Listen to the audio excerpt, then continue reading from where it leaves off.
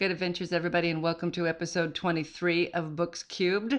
I had an unintended 2-week hiatus thanks to that cross-country trip.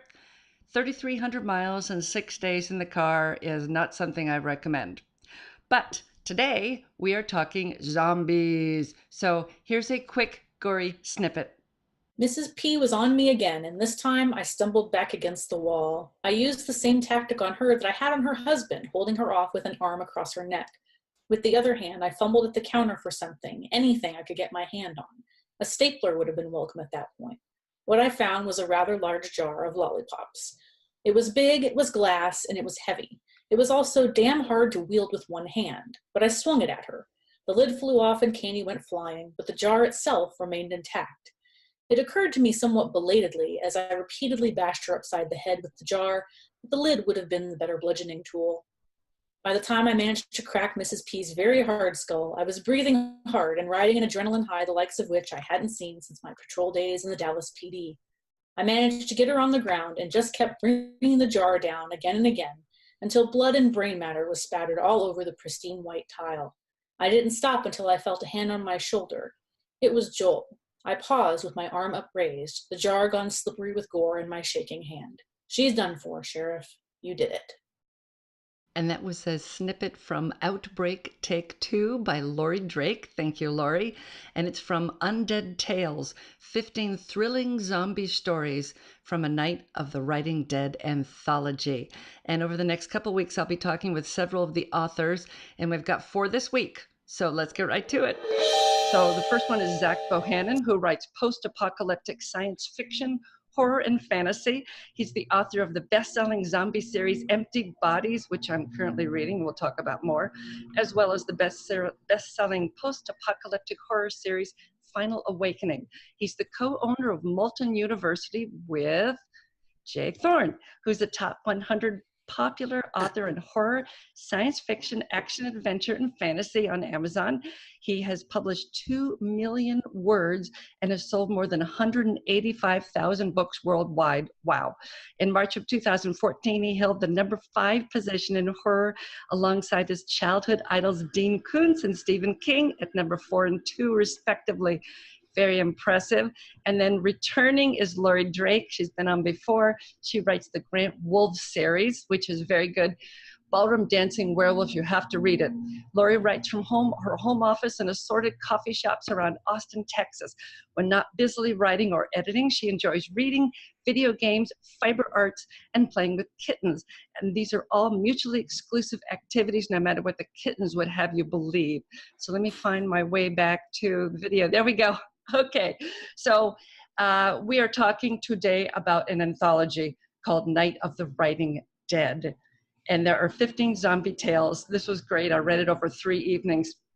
Couldn't put it down till like 2 in the morning each night because my husband was glaring at me and he has to get up early. So let's dive right in and tell me, how did this come about?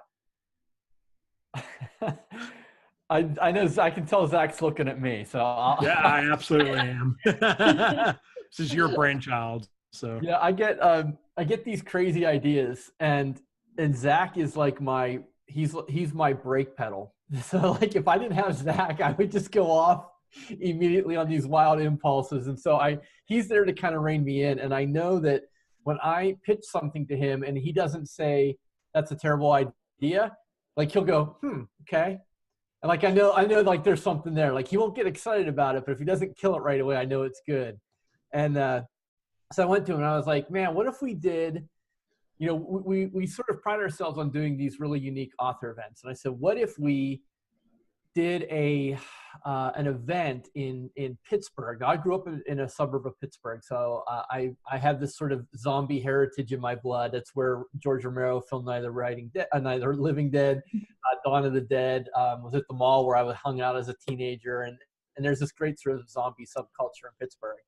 And I said to Zach, I'm like, what if we went to Pittsburgh and we did like a weekend event? And we did a world building thing. We created our own zombie universe, and then we had other writers who would write in it, and then we would publish the anthology as a charity. And that was it. And later we found out, well, I mean, not much later, but I didn't realize at the time that 2018 was also the 50th anniversary of Night of the Living Dead. And there were all these events taking place in Pittsburgh in October around this anniversary. So it just kind of all came together in that way. And that's kind of how it started. Oh, that's perfect. So then you've got, how many authors? You have 15 stories, but I see some of the stories have co-authors. How many did you have all together that came, and it was over a weekend, right? Yeah, it was a weekend event. We hosted it at the Row House Cinema in Lawrenceville. And we had, I don't know, 25-ish, or we 20, had 25, somewhere in there. like that, yeah. Most of which submitted stories. A few did not. And then we also had some virtual attendees, so people who actually weren't there in person but bought virtual tickets. And a couple of those stories made in the anthology as well. So. Yeah, I considered it, but I just didn't have the money. So I thought, well, maybe another time. So Lori, you were one of the attendees, and you have one of the stories called Outbreak Take Two, which was one of my favorites, and I shouldn't play favorites, but I need that as a whole book. So you have to think about that. But talk a little bit about what was it like for you getting together at this event with all these other authors, and you guys world builded together, didn't you? Yeah, we did. It was nerve-wracking for me because I haven't done many of these in-person events before. And I mean, there weren't any events like this one before. So this was something entirely different than a standard author conference where you're just meeting people and networking. So it was part networking. I'm still in touch with some of these people, even, months later. And it was part, creation and collaboration and world building. It was just really exciting. It was great to be there. I'd never been to Pittsburgh before. And it was a really great environment. It was really just creative and supportive, and just a bunch of people all that love doing the same thing. But real briefly, what is your story, your short story about? My short story is about, I was telling them, when we were there, I was like, you're going to think I'm joking, but I've been wanting to write a zombie Western for a really long time. And I finally got my chance. So yeah, it's sort of The Walking Dead meets Westworld. It's a Wild West theme park sort of environment so the outbreak happens in this little pioneer town that's been constructed for tourists to come and visit. So it was what do you do when there's, you have fake guns and everyone's an actor? What do you do in that situation? So. Yeah, that was a good one. That was a good one. And are you going to be doing more? Now, you normally write paranormal. Mm-hmm. Yeah, I write urban fantasy. Has this got you in the mood to write more zombie-related things? Oh, I'm often in the mood to write zombie-related things. Post-apoc is my second love, so I think we might see more of these characters at some point. We'll see. Oh, I hope so. And I'm going to keep bugging you about it, that I want a full book, at least one, if not three, based on these characters. They were fantastic. So Jay and Zach, your short story was The Boy in the Island, which had a great, I don't even want to give anything away, but it was a really good one too. So where did that one, you guys co-wrote it. So where did that one come about, and how do you co-write something short even? Yeah. So, the idea actually had been one that had been sticking with me for a while, and that actually at one point was going to be a empty body story. Actually, I was going to make that so my family visits Dauphin Island, Alabama, quite often. My mother's company has a house down there that they can rent out and stuff. So I've spent a lot of time down there. And the really cool thing about Dauphin Island, and what makes it a really cool setting, especially for a zombie story, is that unless you're going to swim, there's only one way on and off that island. There's one bridge, and that's it, other than a ferry or boats or something, or swimming. And so I'm a huge fan of very tight, very claustrophobic environments and stories. So I knew I wanted to do a zombie story there forever. So when we had this idea for this retreat, one of the things we do when we do these type of events is Jay and I don't talk about the story that we're going to write up front together, and we actually pitch it in front of everybody, so everybody can see exactly how he and I concept a story together. Because what you asked is a big question we get, is how do you write a story together? So we all, like with these events, we always pitch our ideas to each other, whether it's him pitching me an idea or me pitching an idea to him. We always do them. We don't talk about it beforehand, and we always do it in front of everybody. So with this particular one, though, I had a pretty good idea where I wanted to go. And it obviously, with Jay's input, did turn into a different thing, definitely for the better. But yeah, it originally was going to be an empty body short story that I was going to write and maybe like do as a giveaway for free or something. But then knew I was saving it for something, and this ended up being it. So. Oh, it worked really well with this, and yeah, the claustrophobic, and I know Dauphin Island. I used to live in just above Montgomery, so yeah. I've been there several times, and yeah, it's very that whole island thing. And I used to live in Key West, so I understand that whole island thing. And oh yeah, the zombies in Key West during Fantasy Fest would be really interesting, especially when you're out walking around and the latex party and the toga party have let out at the same time. Yeah, so that would be really bizarre. So.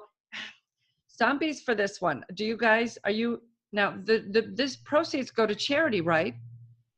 That's correct. Yeah. To the George Romero Foundation, which was founded just recently, not too long after he passed away. So. Oh, nice. So everybody buy a paperback. That's the better way to do it. Cause then paperback makes more money. Yes. Yeah. And there'll be links. Yeah. There'll be links in the show notes. So that's important for you to do. I was going to get a paperback so I could hold it up. And I just didn't have time, but it's on my phone, but you can't ever see that very well. So it's a gorgeous paperback, and it's very thick. It's 400 pages. So, yes, I was very excited. Yeah, when I saw how thick the book was, 400 pages, it was a really great read. I enjoyed all the stories in the book. So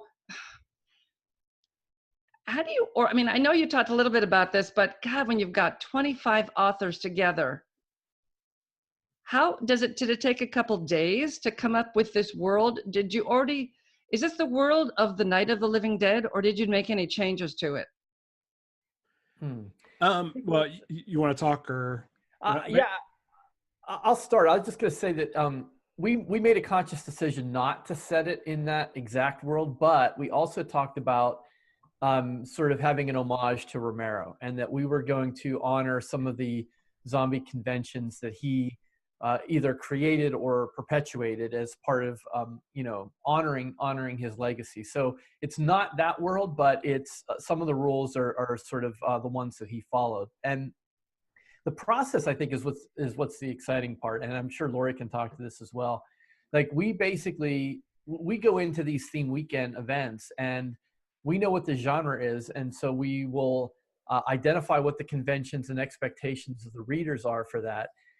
But then we open it up, and Zach sort of led an exercise. He can talk about this too, where we look at different aspects of the world, like, what's the setting, the time, the rules. We kind of go very systematically through the process. And as we're doing this up in front of the group, everyone else is kind of chiming in and adding things and taking notes. So we're all sort of developing the world together, so that when we sit down to write the stories, we all have the same frame of reference. And that's really important when you're doing an anthology that's all tied together in this way.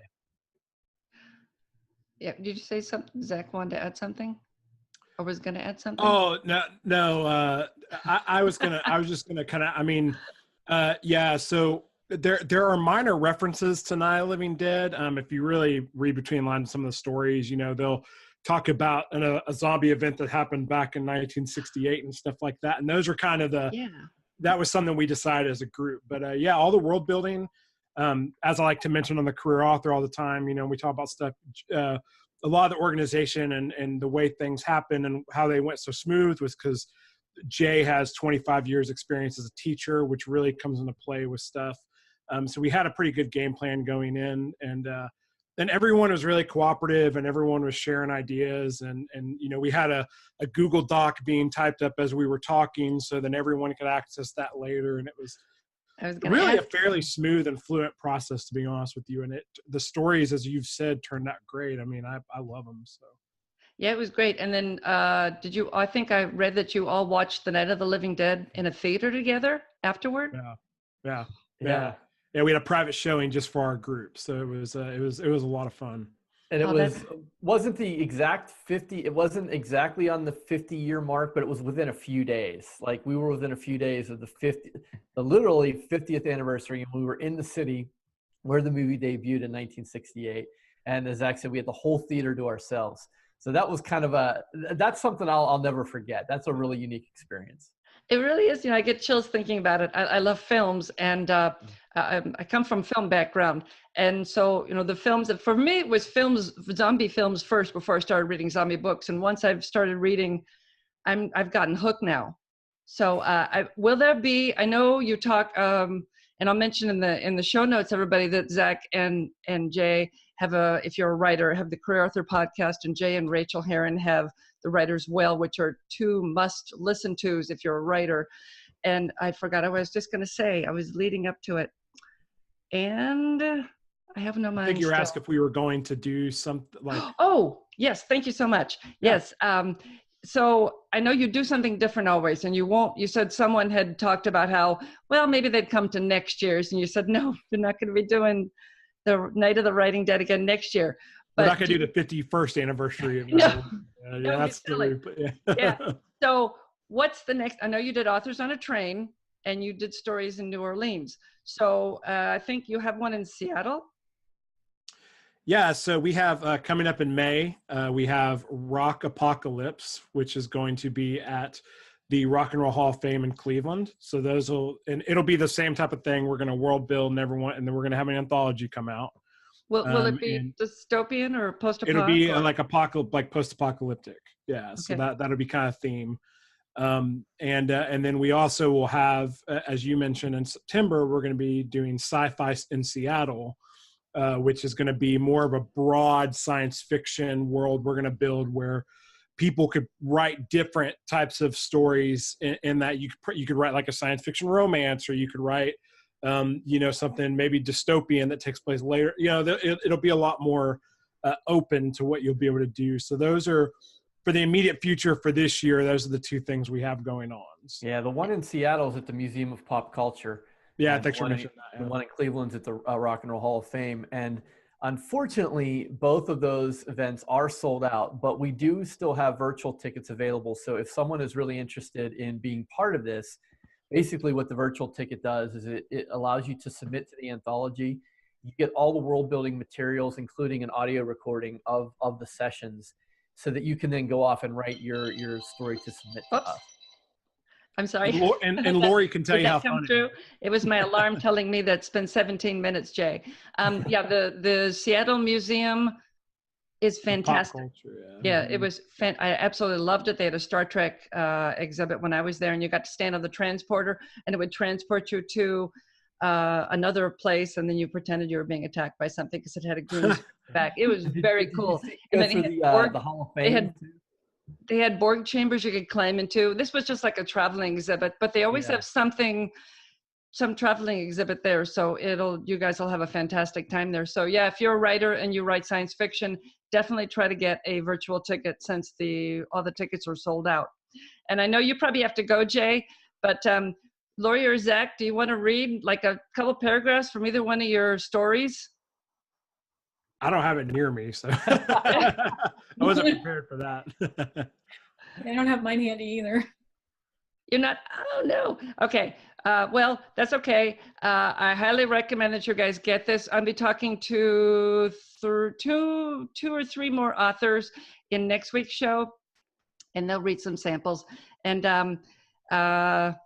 anyway, so I want to thank you guys for coming on. It's for charity, so go pick one up.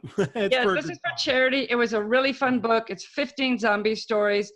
It will scare you. I can't go to, I live right next to the turnpike, and I have to go to service plazas all the time, and I can't go in at night anymore because of one of the stories. I forget which story. It might be, I don't know, which one of the stories, but I can't do it anymore.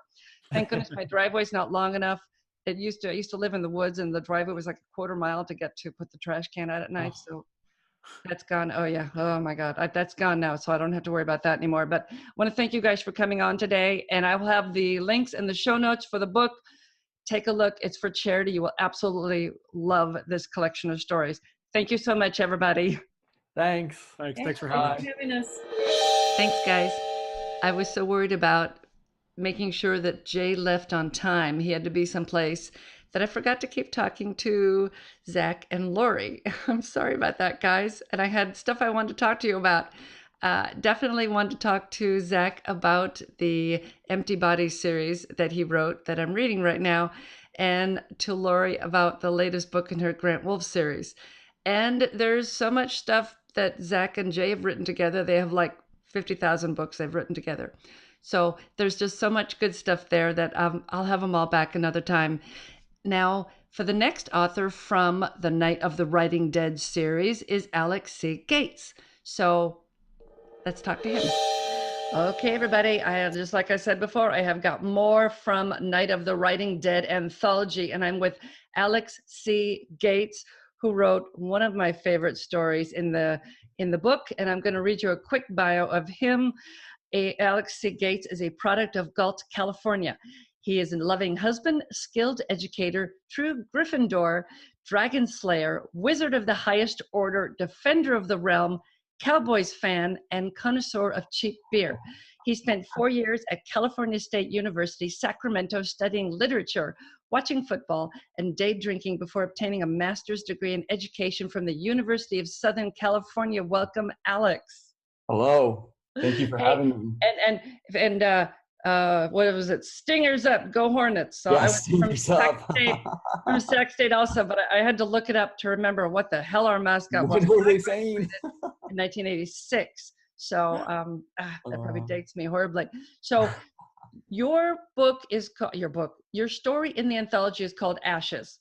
Yes. So I want you to read just a little bit for everybody to give them an idea. And this is what I mean. Their zombie stories are all gut wrenching, but this one's gut wrenching. So I want you to read a little bit of it.